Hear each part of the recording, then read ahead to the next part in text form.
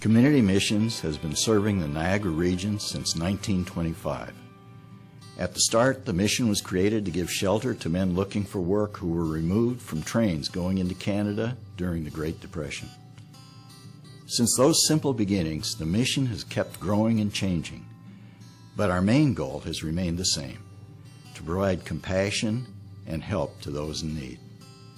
Today we provide shelter for the homeless, food for the hungry, assistance for those with HIV/AIDS, support for parolees, housing and help for youth and adults with psychiatric disabilities, and alternative paths for youth in the juvenile justice system.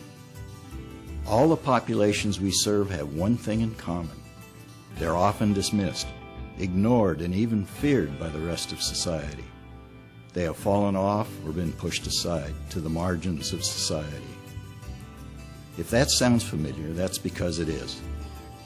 Jesus, when he went to the synagogue one day, took the scroll of the prophet Isaiah and read this to the people: "The Spirit of the Lord is on me, because he has anointed me to proclaim the good news to the poor. He has sent me to proclaim freedom for the prisoners and recovery of sight for the blind, to set the oppressed free, to proclaim the year of the Lord's favor." Community Mission strives to live up to that biblical call to serve the poor, the marginalized, and the oppressed. We provide support and services that help individuals and families regain stability and connections to the community.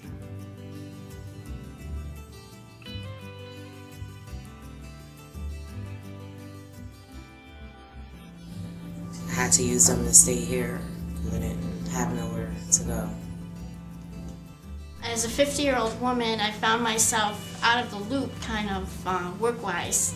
I hadn't worked in a very long time. I put a lot of job applications in. I just didn't get any requests for my services. So I had to go on social services. And as part of the Niagara County Workforce Program, that brought me to the mission. And I've been here for 5 years.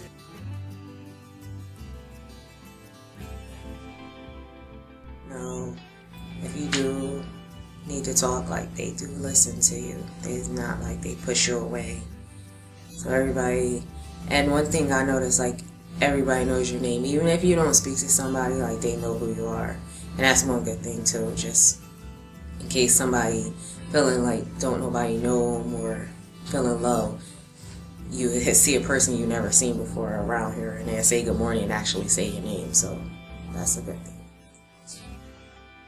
And the staff here, Pastor Mark, Wanda, Peggy, there's a lot I don't know all their names. They have been very wonderful and they've really been a big help and an inspiration for me. I'm really awestruck by them because as much as they have to do, they remember everyone's name, they know everybody's problems, they're on top of everything, and they also, aside from that, can provide compassion for each person that they deal with.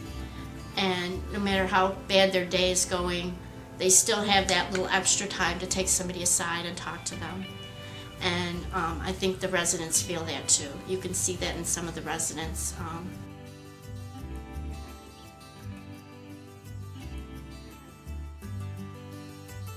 So if it weren't for Community Missions being there for me when I got out of jail on January 13th, 2012, I don't know where I would have ended up. Now, I'm sure that somehow I would have been okay, but the Community Missions involvement in my life has been invaluable. And if it wasn't for the Community Missions, I really don't know where I would be. Probably sleeping outside somewhere, not knowing Niagara Falls at all.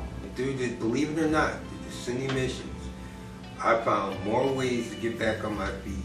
I went from sleeping under a bridge at train tracks. No, how you say, no roof over my head whatsoever, not even a cardboard box. I'm sitting there and I thank God that I survived that.